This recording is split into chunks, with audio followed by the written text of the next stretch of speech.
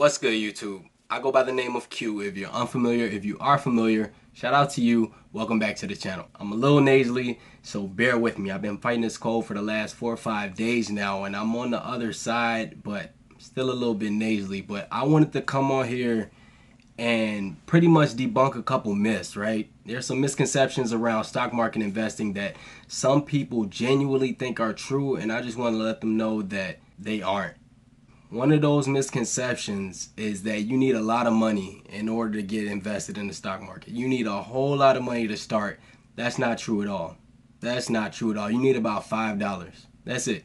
$5 to get started. In the world we live in now with apps like Stash, Acorns, Robinhood, Webull, even Cash App, pretty much any brokerage account you can invest money into with an exception to maybe Vanguard, I believe. You have the ability to purchase fractional shares of a stock. So if you have $5, $10, $20, even $100, if that's all you have, that's all you have. But you can still get started with a lower amount. So no, you don't need a lot of money to get started with investing. Over time, you can build out your portfolio if you consistently invest a smaller amount to build it up. The more money you have, the better, of course, but you do not need a lot of money to get started. I didn't get started with a lot of money. I've been investing now for over 10 years, but I've only been consciously investing where I know what I'm doing for the last 2 years. And I started on Stash with about $5 a month. And I built up a pretty sizable portfolio before I sold everything, right? I sold everything, and I think I had it to about $500. It was $500, automatically investing $5 every month. That was it. And if you have a smaller amount of money to work with, you can do the same exact thing. So keep that in mind. Do your research, of course. Learn as much as you can so when you get started, you know the best things to invest your money into to maximize your potential returns. But don't let not having a lot of money slow you down. Get started today. Another misconception is that you lose money when the stock price goes down.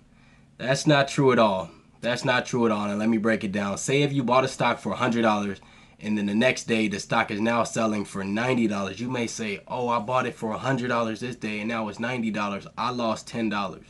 You didn't lose $10 because you still own the stock. You lost $10 worth of equity, right? You lost $10 of value in that stock, but you still own the stock. So now you have potential for that stock to rebound, which it typically does. There's a saying amongst investors that goes, you only take a L when you sell. And how that goes, if you bought that stock for $100, it went down to 90 and you panicked, you freaked out, you thought, oh my God, the stock is crashing, the stock market is crashing, let me jump out before I lose more money. That's not the way to go. That's not the way to go. So if you sold when it hit 90 after you purchased it for 100, well then yeah, you lost $10 then because you sold the stock and now you no longer have ownership of the stock. But the key is to hold it. You want to be invested in great companies to begin with. And that's one thing about the stock market. There's going to be ups and downs no matter what. There's always going to be ups and downs. But over the long term, it's always going to go up. Over the long term, if you're invested in great companies. Now, there's a bunch of trash companies out there that a lot of people just throw their money into. But like I said, do your research and make sure what you're invested in is quality. So on those red days, on those down days, you're content. It can also be looked at as a buying opportunity because if you bought it for 100 to begin with, you were cool purchasing it for that amount. If it goes down to 90 and now you want to sell, why not average down, right? Why not buy more of that stock? So that way, when it goes back up to 100 and beyond, you get more gains that way. You get more gains that way. If you buy it at 90, you pretty much bought it at a discount compared to the 100 that you bought it originally. So keep that in mind. Volatility, boy, I can't even talk today. Volatility is a thing of the stock market that's just unavoidable. So when things take a dip, you've heard this term before, buy the dip. Every dip isn't a dip, I get it, but if you're just getting your feet wet, if you're a beginner investor, just understand to watch those prices and to pay attention to the fluctuations, the initial purchase price that you bought it at. If that's something that you're okay with, if it goes lower, then buy more so that way you can get more gains in the future. The third misconception is that stock market investing is gambling. That's not true at all, but some people can make it true. There's a way that people can turn stock market investing into gambling, and one of those ways is just ride a hot stock. You see it all the time. This stock is going to the moon. This stock is set to take off. This one is going to 10x. And if you jump on that based off what you heard, based off a hearsay, based off what the news, the chatter, other YouTube channels are saying, and you just jump on it without doing your due diligence, that's gambling. That's gambling because you don't know anything other than what somebody else told you. And you just jump on it. So if it takes off, okay, cool, you can make some money. But say if you make some money, how are you going to replicate that? How are you going to do that time and time again? You won't be able to because you won't understand the fundamentals of the company that you're invested in, and you won't understand what made that stock take off if you do jump on that train, right? There are some stocks that do explode. There are some stocks that just blows up. Like if you've been following the Robinhood IPO, that thing took off out the gate. Took off out the gate. Now, I didn't jump on it. I was tempted to, but I typically don't invest in IPOs. I don't like investing around hype.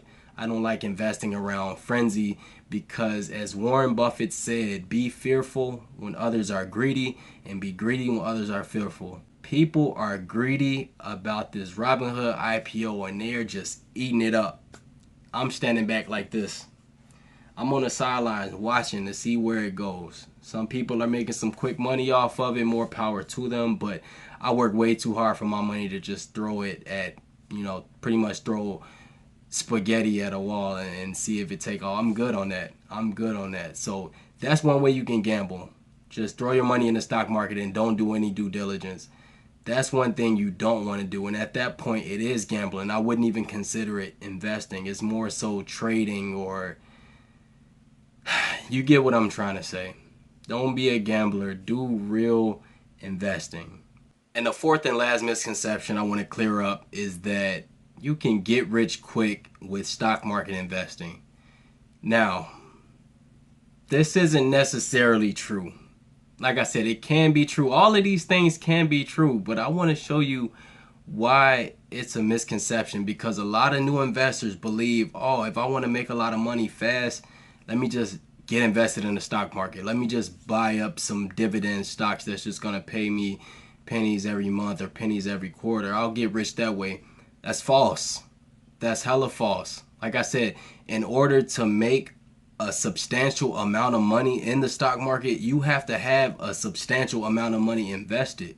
You don't need a lot to get started, but you need a lot to make a lot. I have over $50,000 invested at this point, and my gains are probably about less than 10,000. Less than 10,000. I'm invested in a lot of ETFs. I'm invested in only a few individual stocks because that's my investor profile. I'm not super duper risk adverse. You know what I'm saying? I'm moderate. I'm really moderate. I buy certain individual stocks if they're on sale, but mostly I invest every month. I dollar cost average a set amount of money every month into my favorite ETFs, which is VTI currently. VTI has over 3,500 companies, and most of those top holdings are blue chip. So you have Apple in there, you have Microsoft, you have Amazon, you have Google, you have all the heavy hitters in there. So if those carry the ETF, whatever other companies in there, cool. I'm invested in those, a small portion, but at the end of the day, you can't make a lot of money really fast. If you have thousands upon thousands to invest in lump sums, then yes, you can make a lot of money fast. Say if you have $10,000 at a time or $20,000, $50,000, most people don't have that. Most people don't have $100,000 on hand just to throw at a stock. Most people cannot do that. So if you're thinking of trying to make some money really quick, really fast by investing in the stock market, that ain't gonna work.